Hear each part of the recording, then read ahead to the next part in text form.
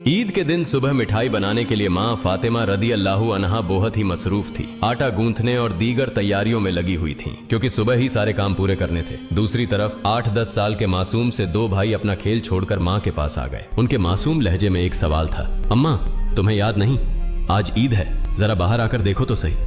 मोहल्ले के लड़के लड़कियां नए नए कपड़े पहनकर कितना खुश हो रहे हैं और हम दोनों ने तो अभी तक नए कपड़े भी नहीं पहने। क्या इसका मतलब यह है कि हम आज ईद नहीं मनाएंगे? थोड़ी देर बाद वे फिर कहने लगे, अम्मा जल्दी से हमारे नए कपड़े पहना दो, हम भी उनके साथ खेलते खेलते ईदगाह जाना चाहते हैं। जब अब्बू आएंगे तो उन्हें हमारे साथ भेज देना, हम उनके साथ वापस लौट आएंगे। माँ ने बच्चों के सिर पर मोहब्बत भरा हाथ फेरा, उनके माथे को चूमा और बोली, अभी ईदगाह जाने में काफी वक्त है बेटा, तुम लोग बाहर जाकर थोड़ा घूम फिर आओ, फिर मैं तुम्हें नए कपड़े पहना दूंगी। हो सकता है तब तक तुम्हारे अब्बू भी आ जाएं, शायद वह तुम्हारे लिए नए कपड़े लेकर आएं, तब मैं तुम्हें नए कपड़े पहना दूंगी और तुम अपने अब्बू के साथ ईदगाह चले जाना। अब जाओ बेटा, बाहर जाकर थोड़ा खेलो, इस बीच मैं अपने काम निपटा लूं। दोनों भाई बोले, जी अम्मा। फिर छोटा भाई अचानक सवाल करने लगा, अम्मा क्या अब्बू हमारे लिए नए कपड़े लेने गए हैं? माँ ने दोनों बच्चों को अपने गले से लगा लिया, उनके माथे पर प्यार से चूमा और अपने दिल के आंसू पोंछते हुए हंसकर कहा, हाँ बेटा तुम्हारे लिए नए कपड़े आएंगे, तुम्हें जरूर पहनाऊंगी। अब तुम लोग बाहर जाकर खेलो, सब ठीक हो जाएगा। माँ ने अपने रब पर यकीन करके अपने बच्चों को दिलासा दिया। दोनों भाई खुशी खुशी बाहर चले गए। माँ ने अपने आंचल से आंसू पोंछे और मजबूरी में अपने काम में दोबारा मशगूल हो गई। कुछ देर बाद दोनों भाई फिर रोते हुए घर लौट आए। उन्होंने कहा,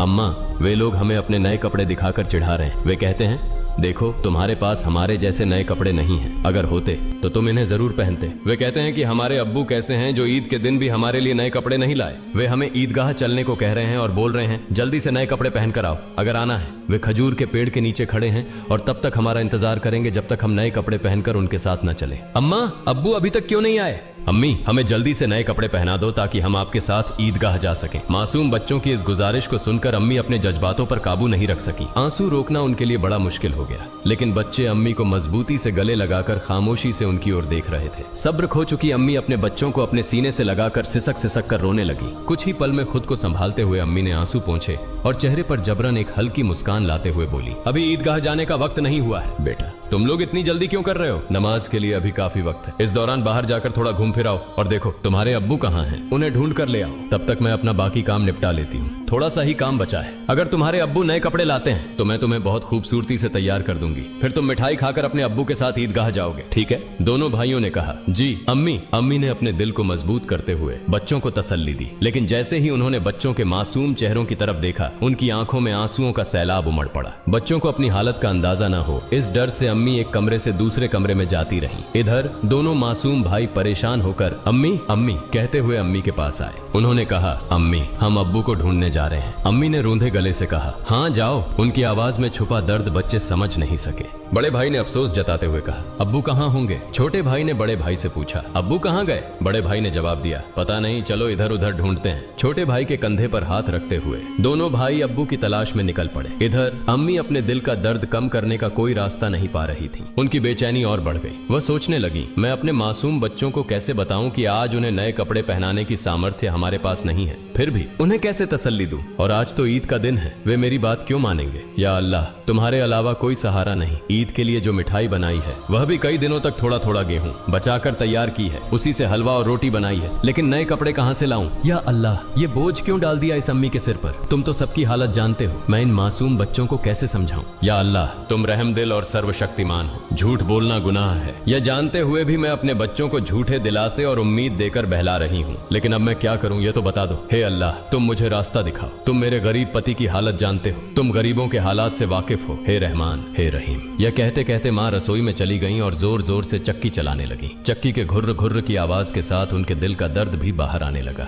आंसू पोंछते हुए भले ही मिठाई बनाने का काम तेजी से चल रहा था, लेकिन जैसे ही यह काम पूरा होने को आया, एक और मुश्किल सामने खड़ी हो गई। तभी अम्मा अम्मा कहते हुए दो मासूम बच्चे हांफते हांफते माँ के पास आकर खड़े हो गए। माँ ने कहा, बोलो बेटा क्या बात है? माँ ने अपनी इच्छाओं और आराम को हमेशा पति की गरीबी को देखकर दबा कर रखा था। वह थोड़े में ही खुश रहती थी, लेकिन आज मासूम बच्चों की छोटी सी ख्वाहिश ने उनके धैर्य को तोड़ दिया। उन्होंने खुद को संभालते हुए बच्चों को गोद में उठा लिया, मुस्कुराने की कोशिश की, उनके माथे पर चुंबन किया और कहा, बोलो बेटा क्या कहना है? दोनों बच्चों ने हाथों से अपनी आंखें मसलना शुरू कर दिया। यह देखकर छोटे भाई ने भी बड़े भाई की नकल कर ली। माँ ने कहा, देखो बेटा, तुम्हारे अब्बा सही समय पर आ जाएंगे। मैं देखो यहाँ तुम्हारे लिए मिठाई बना रही हूँ, तुम मिठाई खाकर ईदगाह जाना, थोड़ा सब्र करो, बस थोड़ी ही देर और। उन्होंने बच्चों को सीने से लगा लिया, उन्हें प्यार से समझाया और कहा, थोड़ा इंतजार करो बेटा, मिठाई अभी तैयार हो जाएगी। छोटे भाई ने आंखें मसलते हुए अचानक पूछा, लेकिन हमारे नए कपड़े अम्मा? यह सुनते ही माँ चौंक गई, जल्दी से बोली, अरे बेटा ऐसा करते हैं, तुम लोग जाकर पहले नहाओ, अभी तक नहाए भी नहीं हो। दोनों भाइयों ने एक साथ कहा, नहीं अम्मा, अभी तक नहीं नहाए। माँ के लिए मासूम बच्चों से छल करना बहुत दर्दनाक था, उनका दिल अंदर ही अंदर जल रहा था। लेकिन उन्होंने हंसते हुए कहा, बेटा बिना नहाए क्या कोई ईदगाह जाता है, जाओ जल्दी से नहाओ, फिर सब तैयार हो जाएगा। दोनों भाइयों ने कहा, ठीक है अम्मा, हम अभी जाकर नहा लेते हैं, आप सब कुछ तैयार रखना, हम जल्दी से आ जाते हैं। दोनों खुशी खुशी नाचते हुए बाहर निकल गए। माँ ने दुआ की, जाओ बेटा, अल्लाह हाफिज। बच्चे तो चले गए, लेकिन माँ के दिल में चिंता और गहरी हो गई। उनका दिल जैसे एक अथाह सागर में डूब रहा था। माँ सोचने लगी, जब वे वापस आएंगे और कहेंगे, हमें नए कपड़े पहनाओ, हम ईदगाह जाएंगे, तब मैं क्या करूंगी। माँ का मन अब और नहीं संभल सका, उनकी आंखों से आंसू फूट पड़े। उन्होंने सजदे में गिरकर अल्लाह से दुआ की, हे अल्लाह, तुम ही मेरा सहारा हो, तुम इस बेबस माँ की मदद करो, तुम मुझे इस स्थिति से बाहर निकालो। हे अल्लाह, तुम्हारे अलावा मेरा कोई नहीं है, मुझे राहत दो, इस स्थिति से मुक्ति दो। इसके बाद माँ किसी उन्मादी की तरह बोलने लगी, हे अल्लाह, तुम तो बच्चों की माँ का दिल समझते हो। 3 बार इन मासूम नासमझ बच्चों को बहला फुसलाकर मैंने किसी तरह संभाल लिया, लेकिन अब क्या करूं, अब क्या कहूं, तुम ही मुझे रास्ता दिखाओ। हे अल्लाह, तुम ही मुझे सहारा दो, तुम सर्वशक्तिमान हो, तुम सब कर सकते हो। फिर उन्होंने जोर से चिल्लाते हुए कहा, तुम सब कर सकते हो अल्लाह, तुम सब कर सकते हो। उधर नहाने के बाद दोनों भाई खुशी खुशी हाथ में हाथ डाले घर की ओर चल पड़े। कुछ ही देर में दोनों भाई हंसते खेलते घर पहुंचे और जोर से आवाज देने लगे, अम्मा अम्मा, हम आ गए अम्मा। लेकिन माँ की ओर से कोई जवाब नहीं आया। छोटा भाई बड़ी मासूमियत से अपने बड़े भाई की ओर देखने लगा और पूछा, भैया माँ बोल क्यों नहीं रही हैं? क्या माँ सो रही हैं? बड़ा भाई छोटे भाई को अपनी बाहों में लेकर उसे दिलासा देने लगा, रुको मैं देखता हूँ। जैसे ही बड़ा भाई माँ को जगाने के लिए हाथ बढ़ाने वाला था, उसी समय दरवाजे पर जोर से खटखटाने की आवाज आई।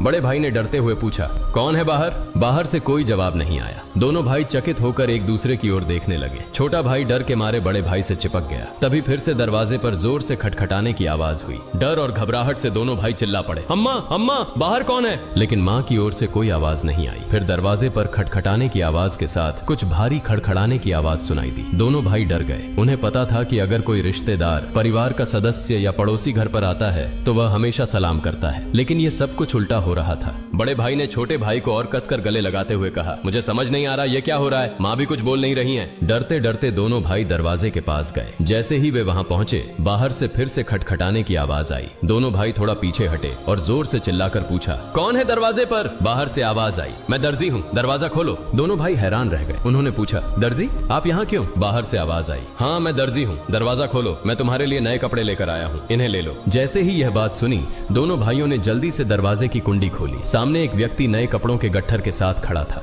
दोनों भाई एक पल के लिए हैरान रह गए। दर्जी ने कपड़े उनकी ओर बढ़ाए। बड़े भाई ने झटपट सारे कपड़े अपने हाथों में ले लिए और छोटे भाई का हाथ पकड़कर तेजी से दौड़ते हुए माँ के पास पहुंचा। उस समय माँ अब भी संभल नहीं पाई थी, वह गुपचुप आंसू बहा रही थी। दोनों भाई बोले, अम्मा अम्मा, देखो दर्जी हमारे लिए कितने सुंदर सुंदर नए कपड़े लेकर आया है, जल्दी से हमें कपड़े पहनाओ, हम ईदगाह जाएंगे।